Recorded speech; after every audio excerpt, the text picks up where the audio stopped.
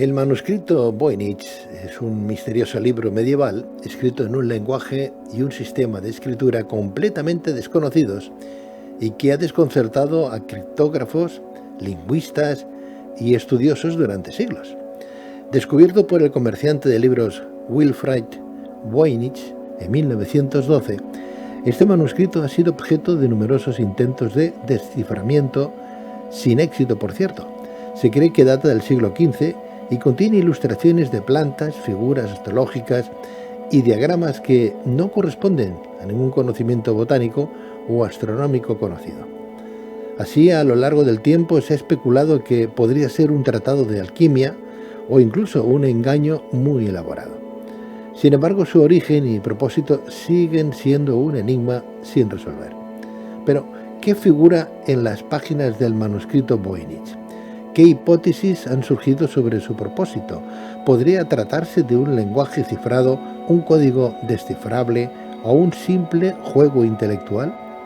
Existen nuevas hipótesis que podrían arrojar luz sobre este misterio, pero para responder a estas y otras cuestiones tenemos con nosotros a quien sabe mucho sobre este tratado, al señor Mario Pérez Ruiz, periodista, crítico literario, propietario de la librería Siete Vidas y escritor. Mario Pérez Ruiz, muy buenas noches. Hola, buenas noches, Pedro. Bienvenido, Mario. Muy feliz de estar aquí contigo otra vez. Qué gusto verte y encontrarte tan saludable. Qué bueno, qué maravilla. Sí. Qué maravilla. Mario, tú publicaste el manuscrito Voynich y la búsqueda de los mundos subyacentes en el 2002, o sea, han pasado ya pues 22 años, que no son pocos. Sí. Y recientemente lo has vuelto a reeditar. Will, ¿sigues opinando lo mismo a pesar de todo? Sí, no solamente sigo opinando lo mismo, sino que esta cuarta edición, que es una edición revisada, corregida y aumentada, que está aumentada con el dossier de pruebas y verificaciones de la autoría de Ramón Llull del manuscrito. O sea, tú estás completamente convencido. Sí, hay pruebas. O sea que ahora tengo que ponerme a que, digamos, gente experta en firmas y grafología hagan una constatación de los textos escritos de puño y letra en el interior del manuscrito por Ramón Llull, que ahora os diré dónde se localizan, dónde se pueden localizar, y las comparativas con, digamos, el alfabeto que él había, los dos alfabetos que él había escrito de símbolos y aparte de letras que él confeccionó. ¿Se cree que fue escrito entre 1404 y 1438? Sí, lo que sucede es que esas son las dataciones que se hicieron en carbono 14, que se hicieron en los Estados Unidos. Entonces, según estas dataciones, nos estamos yendo a 100 años más lejos, ¿no? Casi unos 80 años más de las dataciones en que fue escrito en la montaña de Randa, porque yo doy la situación geográfica incluso en donde fue hecho, que fue en la caverna de la montaña de Randa, donde en un retiro lo escribió Ramón Llull. Pero entonces las dataciones que se hacen en carbono 14 tienen un margen de error cuando son a tiempo cercano, digamos a 10 siglos. No cuando datamos, por ejemplo, un dinosaurio, podemos decir, este dinosaurio es de hace 20.000 millones de años. Bueno, pero esa datación no es exacta y tampoco es exacta en el caso de la policía científica. Pero aparte de eso, esas dataciones también están sujetas a las variaciones y al espacio en donde ha estado. Tengamos en cuenta que ese manuscrito ha estado de un país hacia el otro, viajando de España, Francia, Inglaterra, Polonia, Italia, Estados Unidos. Entonces, cada viaje que realiza, nosotros podemos tener una prueba científica, y si la movemos, lo que sucede es que el resultado del carbono 14 puede tener una variación de hasta 200 años. Mario, ¿qué interés podría tener Ramón Llull en el siglo XVI para escribir una obra que hablara de botánica, que demuestra que hay plantas que no conocemos o que no existen, o al menos que la botánica de hoy no conoce, a día de hoy no conoce? Bueno, ¿Qué interés? Ramón Llull, que era médico, botánico, quien pone las bases de la anestesia general, que es la que aún se utiliza en este momento, quien hace la estrella de los vientos en un primer mapa, que es el mapa de Cresques, y pone las bases de la máquina de pensar, que servirá a Bill Gates para hacer su programa de Windows. Tiene el siguiente interés. Él era un converso, procedente de una familia conversa judía, que tenía su madre aquí en la ciudad de Barcelona, la familia materna, en concreto en la calle del Carmen, y su padre que era de Mallorca. Entonces, eran gente judía de la nobleza, muy adinerada, y al ser un converso, seguían creyendo en la parte judaica de Jesucristo, el Cristo judío, y quería, cuando iba a conquistar, digamos, a espiritualizar, a convertir a los musulmanes o a los que no tenían religión, al cristianismo, él hablaba de la Sagrada Concepción. Entonces esto a los musulmanes les causaba gracia, les causaba risa. Entonces intentó comprobar científicamente cómo se podía crear un ser sin utilización de semen humano y sin pecado. Todo el libro es un libro de fitogenética o palanginesia, en el que él intenta comprobar, según mi teoría, que se puede crear vida inteligente al estilo de lo que había hecho Dios con la Sagrada Concepción en María, sin estos elementos. O sea que se puede hacer. Todo aquello que parece ciencia ficción, pero que en un momento tenía que ver un poco con algunos conocimientos que habían de botánica. Estos conocimientos de botánica tienen que ver con la llamada mandrágora o el homúnculos. O sea, el homúnculo, Dios en un momento, según las teorías de las sagradas tradiciones alquímicas, Dios había hecho a la mandrágora y la había intentado crear como un ser inteligente antes de crear al hombre. Y había dejado esta obra inacabada. Entonces el proceso de acabado de esta obra que se hace a través de un proceso para convertir a la mandrágora en un ser inteligente.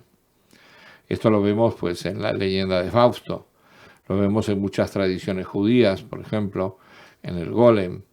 Incluso más tarde, que también escrito por una escritora judía que era Mary Goodman, que conocemos como Mary Shelley, perdón, que es la autora de Frankenstein. También volvemos a la creación de vida a partir de la nada, a partir del barro, a partir de la muerte, a partir de las plantas. O sea, Ramón Llull, para la Iglesia Católica en su momento, si eso lo sabía la Iglesia, era un hereje que podía haber sido quemado perfectamente. Peor que un hereje, exacto. Peor que un hereje. Exacto, entonces, bueno, pero para llegar a ese conocimiento... aún en este momento mi trabajo sigue siendo una gran herejía, por eso estoy vetado en muchos medios, no aquí, que tienes un medio de expresión plural, democrático, y que por lo menos das pie a que yo siempre aquí y eso lo digo en la antena, siempre me he podido expresar, gracias a ti, haciendo uso de una libertad total sin cortapisas. Sin cortapisas, Mario.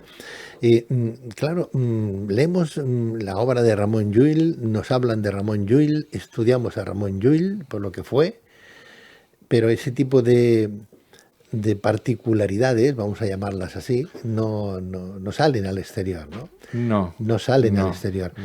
Claro, de alguna manera se está transformando, o quería transformarse, o quería ser o parecerse al propio Dios, al crear de la naturaleza, ¿no? Sí. No se le fue un poco, y permíteme la expresión, la cabeza, la pinza, por ese tipo, porque claro, o sea, comparar a un ser humano con Dios, ¿no?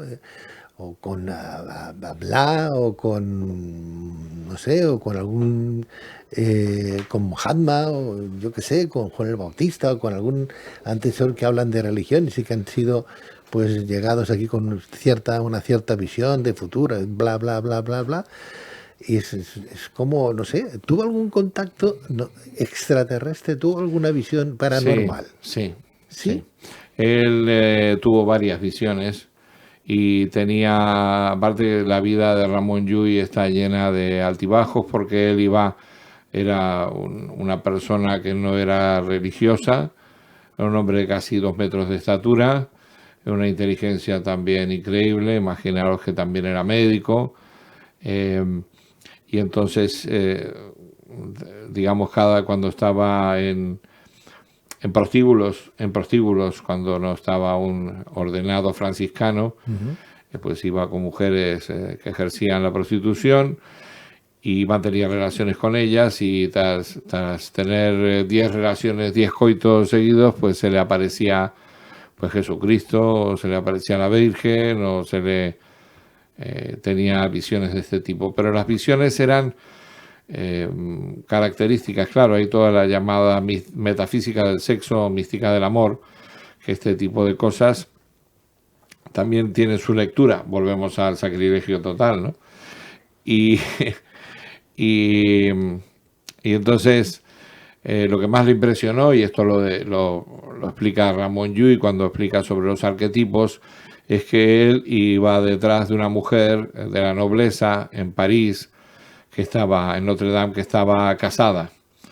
Entonces esta mujer tenía un rostro de gran belleza y iba detrás de ella y antiguamente, pues mira, vamos a explicar, las iglesias se usaban para ligar, se usaba el abanico, se El usaban abanico. flores, se usaba, pues él tenía su siervo y digamos, la persona estaba en la nobleza, una doncella, se enviaban mensajes y dentro de las mismas centros religiosos, porque no había otro sitio donde encontrarse, pues entonces realizaban conquistas de tipo romántico, ¿no? Ujú. Y entonces la mujer, tan pesado este señor, Ramón Llull, el genio, ella lo lleva hacia un rincón detrás de unas columnas en un sitio oscuro de Notre Dame y entonces se abre la chaqueta que lleva y debajo está desnuda. Pero ¿qué ve él? Que debajo está desnuda, pero tiene todo el cuerpo, todo su pecho comido, la carne putrefacta, con gusanos.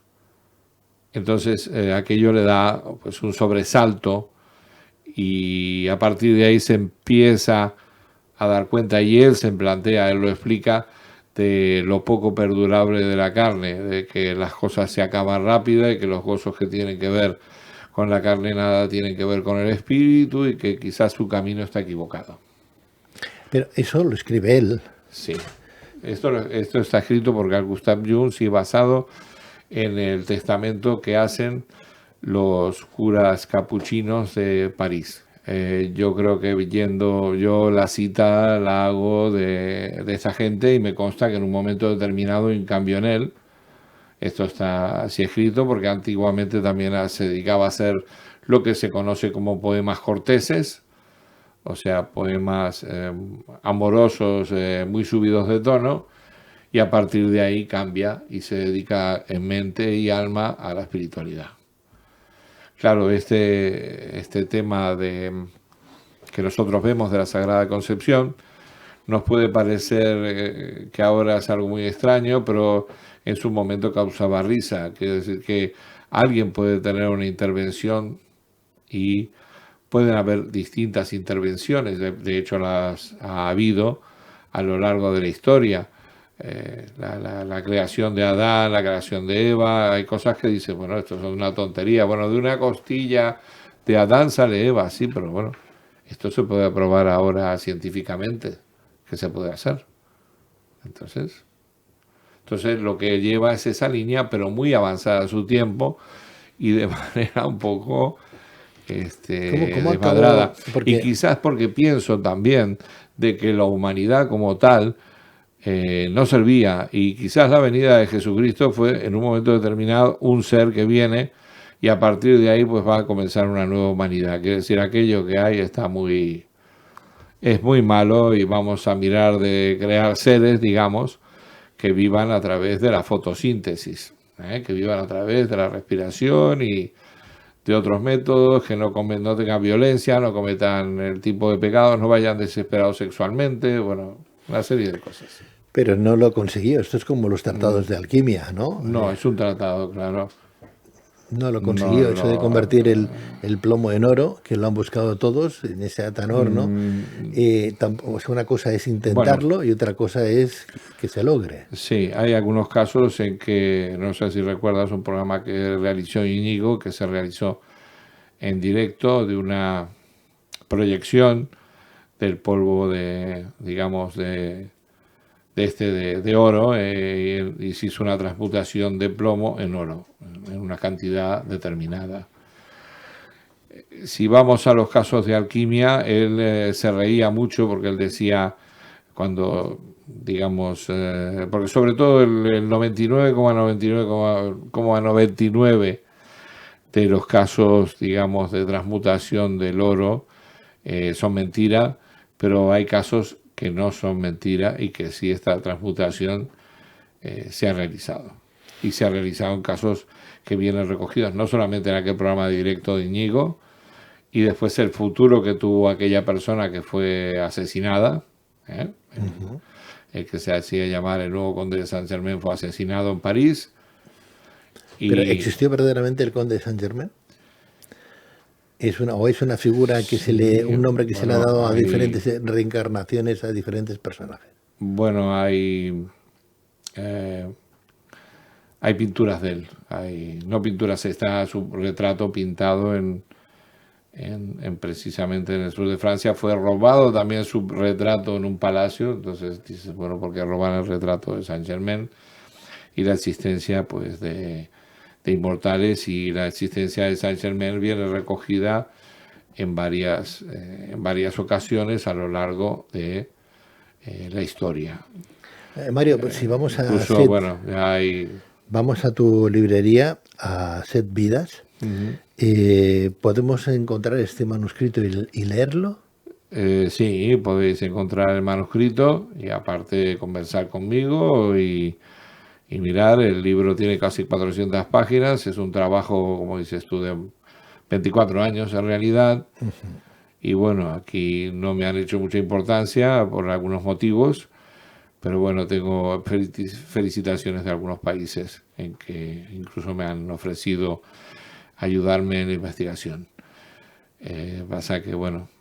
Tu opinión final, es muy importante para este programa y para un servidor. Tu opinión sobre el libro, Mario, porque claro, tú no te metes a investigar en favor de ninguna parcela. sí, tú lo que quieres es buscando la verdad, buscando a ver el conocimiento. El conocimiento, dónde está y se ajusta, ¿no?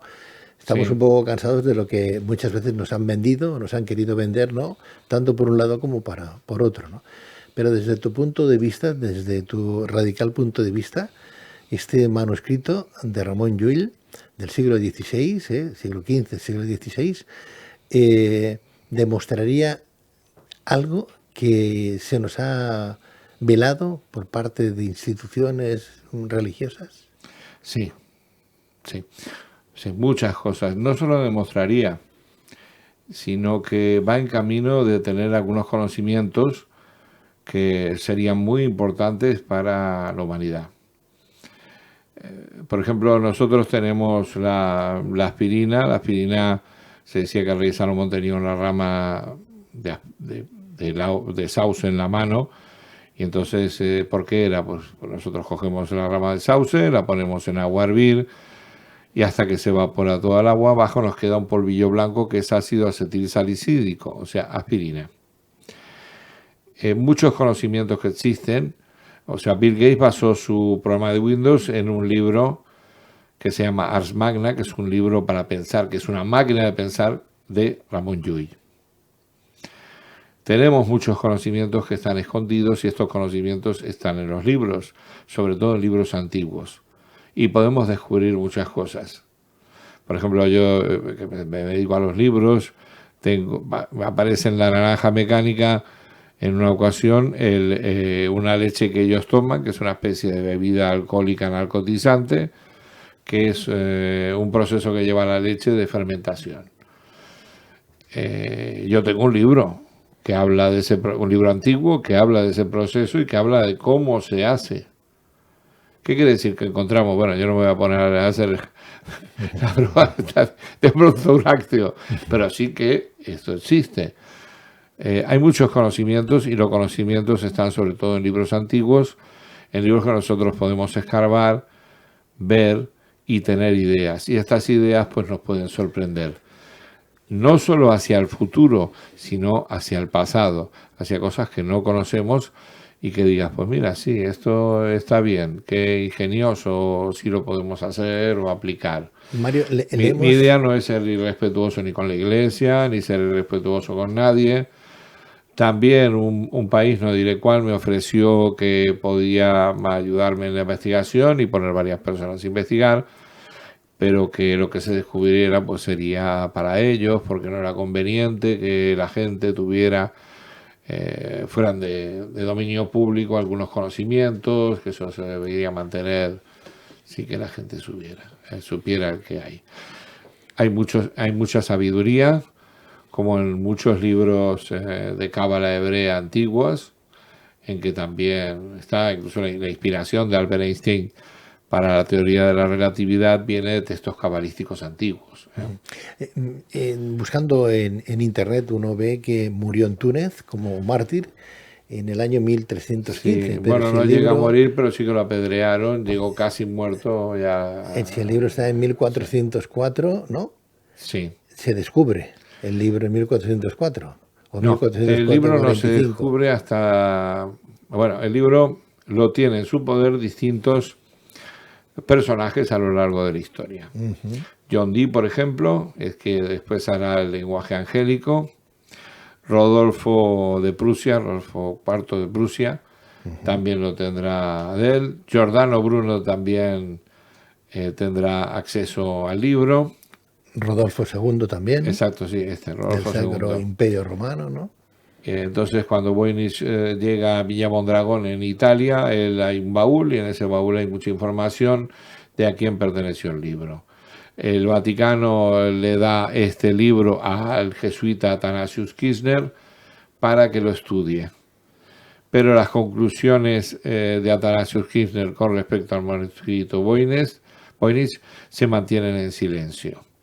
Se dice que también el Vaticano tiene un ejemplar de este libro escrito en lengua hebrea, del cual falta la versión que tiene en Estados Unidos, que está en la Universidad de Beinecke, que es en el fondo bibliográfico de Beinecke de la Universidad de Yale.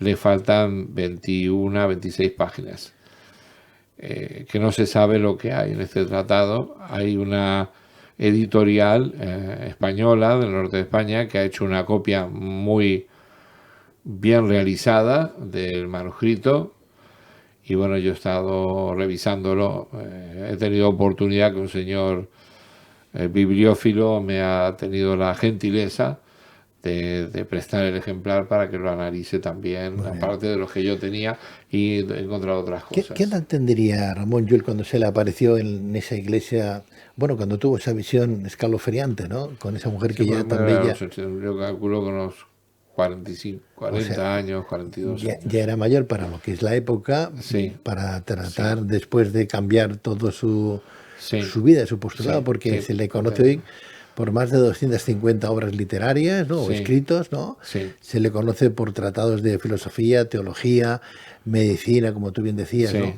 Y es más, creo botánica, que botánica, la nueva astronomía. Su novela más conocida en catalán, Blanquerna, que además hay una universidad en Cataluña que lleva ese título, ¿no? Sí.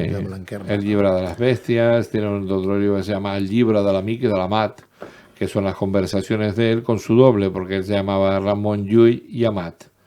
Entonces, claro, hace un juego él entre su parte, su doble o la descendencia, digamos, de la parte de su madre y su ser, a la vez que son conversaciones con Dios.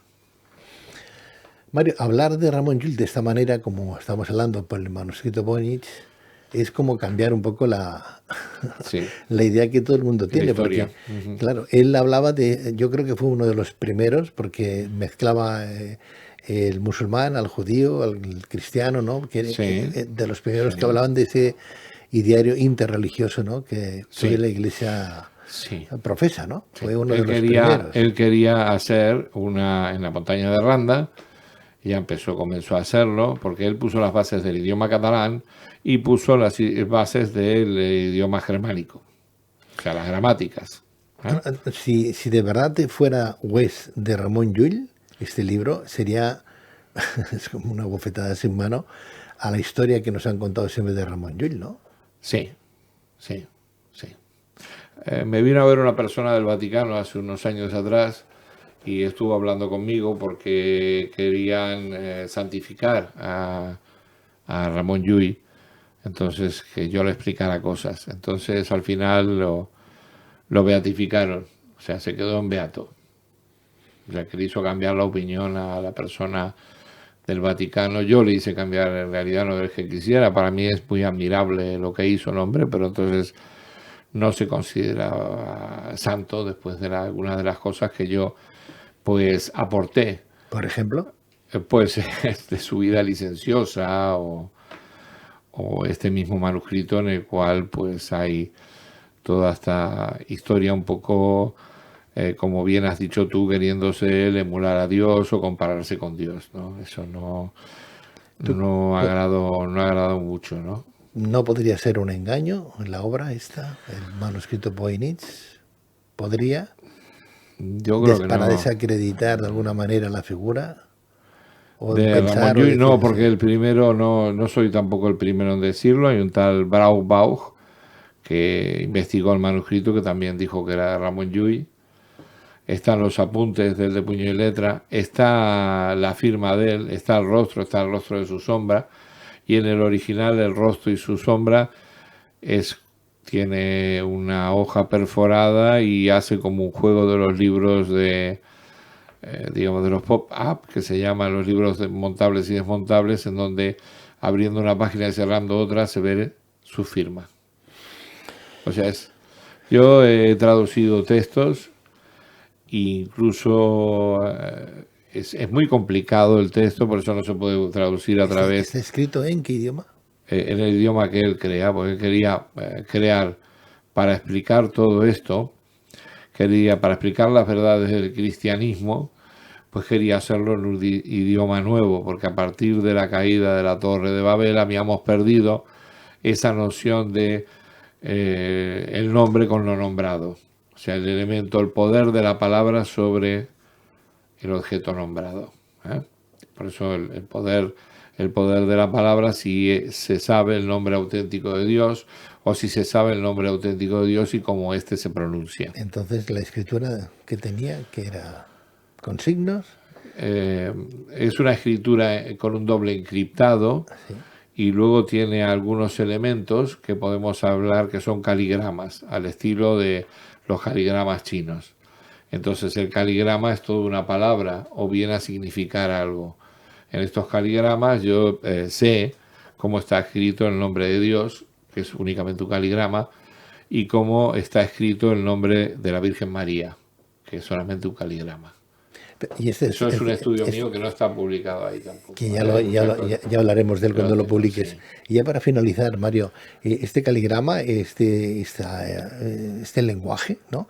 Sí. ¿Dónde lo aprendió él? ¿Es algo propio? ¿Es Lo algo creó. suyo? Él dice que en la montaña de Randa, en la caverna, se le acercó un ángel que estaba disfrazado de campesino, de agricultor. Entonces este ángel es el que le dictará este libro, del cual él habla, porque él habla de este libro, pero este libro no aparece y no se sabe cuál es. Entonces yo digo que este libro es el manuscrito Voynich. Entonces este ángel se le acerca y le explica todo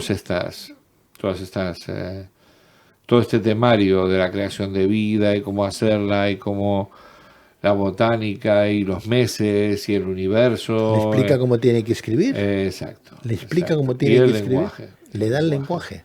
Sí, exacto. Pero el lenguaje se hace a través de unas ruedas combinatorias y estas ruedas combinatorias son consonantes en las cuales no hay vocales, y están a su vez combinadas en combinaciones que son infinitas, pero a la vez que estas vocales están hechas, él aquello lo transforma en otro lenguaje. O sea, vuelve a ser... Mario, si no hay otro lenguaje a quien comparar para el estudio, ¿cómo se llega a una deducción? En el libro hay palabras en catalán. Sí. Por eso, claro, por ejemplo, en donde está, digamos, el signo de ¿cuál es? Piscis, recuerdo ahora, es en astrología hay en todos los signos está la palabra del mes de ese signo escrita en catalán de puño y letra de Ramon Llull. Por ejemplo, Mars. ¿Y el resto son caligramas? Agosto, octubre, o sea, todas, la sembra. Entonces está el dibujo en el centro, el signo astrológico, que no todos son iguales que los que hay ahora, signos astrológicos, algunos dibujos diferentes que no se sabe el significado, algunos repetidos, y en el centro la palabra escrita de Mars, por ejemplo, octubre, del mes perteneciente de ese signo astrológico. A partir de ahí sí que se puede hacer el trabajo de transcripción, y yo he hecho algo de ese trabajo de transcripción, porque sabemos que está hablando de ese mes, y en otros puntos sabemos que esa palabra vuelve a repetirse. ¿Aparece el nombre de Dios ahí? No, el nombre de Dios es en caligrama la primera palabra que aparece en el manuscrito. Él siempre que comenzaba, y todo eso es trabajo mío de investigación, él siempre que comenzaba un texto se brindaba a Dios. Entonces decía Deume, o sea, Dios mío, que dame protección para esto que voy a realizar, o Dios mío, que seas alabado, y las alabanzas a la Virgen, y así, la mayoría de capítulos. Entonces, cuando vemos que al principio de un texto aparece ese caligrama, sé de que ese caligrama es el nombre de Dios, porque era así como él comenzaba, o el nombre de la Virgen, porque ya eso lo identificas con los símbolos, digamos, de ella, de la Virgen. Mario ya era mayor cuando entró dentro de esta orden religiosa, ¿no? Sí. ¿Se sabe si anteriormente tuvo familia? Tuvo 2 hijos. Tuvo 2 hijos. Y tuvo una esposa, también de la nobleza, entonces él decidió entrar en los franciscanos, sintió la llamada de Dios, y todo lo que tenía, la mitad se lo dio a su mujer para que pudiera mantener a sus hijos y la casa, y la otra mitad la dio a la orden franciscana. Muy bien. Pues Mario Pérez Ruiz, estaremos en busca y captura de este libro que tú tendrás y que venderás y que ofrecerás a todo aquel que se acerque por Set Vidas. Sí. ¿No? ¿En qué dirección está la librería? Yo estoy en Barcelona, sí. Junto al Teatro Romea, detrás de la Boquería, sí. en la calle Junta de Comercio número 2, Junta de Comercio número 2. No confundir con calle Comercio, Junta de Comercio. La librería se llama Siete Vidas, y el escritor y el creador de esta traducción, de esta investigación del manuscrito Voynich, posiblemente, según él, del mismo autor Ramon Llull, pues lo podéis encontrar, o podéis hablar con Mario Pérez Ruiz, que es el autor de esta obra, para que podáis reconocer un poquito más la obra y el personaje de Ramon Llull. Sí, yo estoy abierto a lo que necesiten, y siempre respetando a la Iglesia y respetando a todas las religiones o las creencias de la gente. Yo no he intentado hacer daño a nadie ni... No sé. Mario Pérez Ruiz, muchísimas gracias. Que vaya todo muy bien, Pedro. Y mucha suerte. Buenas noches. Buenas noches.